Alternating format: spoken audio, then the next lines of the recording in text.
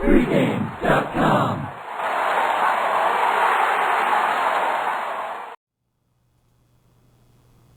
Wednesday night college basketball action. Big 12, Oklahoma State at Missouri. Big revenge game for Missouri.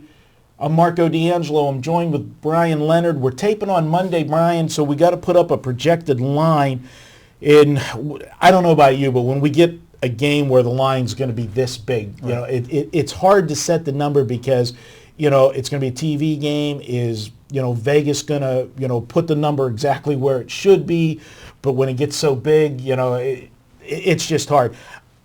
You said 16.5. I projected it 17, so we're pretty much on the bubble, but we'll see what Vegas says come Wednesday. Yeah, I thought it might be a little bit short here. It is a revenge game for Missouri, so if you're going to set a line in Vegas and you're looking for public action, they're not going to be taking Oklahoma State here. No, for sure. And to go to that game, I mean, obviously it is a big revenge game. They lost to Oklahoma State back on January 25th, but you know me, I'm a scheduling dynamics guy. I like to go in. That was just a bad spot for Missouri in that game. They were coming off the upset of Baylor in Baylor. That was a big game, you know, because at that point, if I remember correctly, Baylor only had one loss on the season, which actually was the previous game. Baylor had to play Kansas and Missouri in back-to-back games, and so Missouri went into Baylor and, you know, handed them their second defeat in a row. And Baylor, you know, has been, you know, a top 25 team all year. That was a huge game. Then you come back, you know, then you go on the road and play an Oklahoma State team that really wasn't playing that well. It's easy to take them for granted. It was a Saturday crowd, and I've talked about it on videos before. I think home teams on Saturday are more powerful than a home team on a Tuesday night crowd. It's interesting you talk about that because I had this discussion earlier in the week, and in all truthfulness, I've struggled on Saturdays. And somebody made a point, and I talked about this about the UNLV game this week. UNLV was 17-0 this year straight up in night games. Day games, they haven't played well. Now, they did blow out Cal here earlier, and that was another one of those games where they were hitting the three-pointers and Cal wasn't. I was thinking about that because this is the one day of the week. Normally, they don't play on Sunday. You don't play Saturday and Sunday. Let's just put it that way. The crowds normally aren't as excited during the day as they are at night, especially your student section. I mean, we've all gone to college. We've all you all partied down before the game, right? You're not going to party down at 10 o'clock in the morning. Well, that's right, it is college. But most of your fans aren't going to be that way. So it's interesting that you mentioned that because I thought maybe that was some of my struggles as I was giving the home teams too much of an advantage on Saturdays. You know, I gave it a generalization on Saturday, but that's a great point. Let's break it to day games and night games. And, you know, I know in baseball I handicap pitchers differently in day games and night games, and that's a good point because, you know, you don't have the crowd as wired jacked up. I mean, let's face it, you're not going to be, even from the crowd itself, even not your college party kids, but your average guys, you know, that go to the game, the alumni, you know, they're not going to be partying at 10 in the morning, you know. Now, Steelers do, you know. We party at 7 in the morning, tailgates. I was going to say, when you saw me at the game this week, what did I have in my hand? So, but last game, which was a night game, you had a beer in your hand. Well, I had a beer in my hand this time. It was a 1 o'clock game. Yeah, but you're a seasoned vet, you know, in Vegas. I'm just nursing that beer through the entire game. Yeah.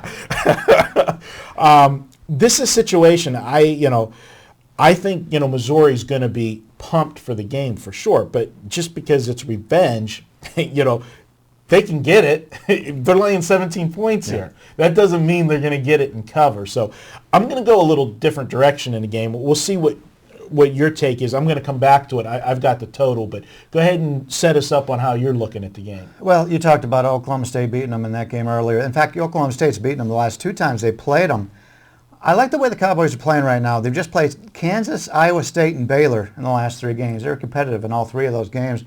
I believe Kansas wins by 15. In fact, they've only lost 1 game by more than 15 points, which comes into this price range. You know, we talk about 16.5, 17. That actually may be cheap because when you're taking a look at the people playing the revenge, the line may actually be higher than that. But I made it a little bit lower because I kind of like the underdog here. They're 5-2 in true road games against the spread this year, and as I mentioned, they haven't lost by 15 points. Now, Missouri's 14-0 straight up at home, And they do have the #1 offensive efficiency team in college basketball. My only concern with Oklahoma State is when you take a look at experience, Missouri is one of the most experienced teams in the country. They've got great guard play.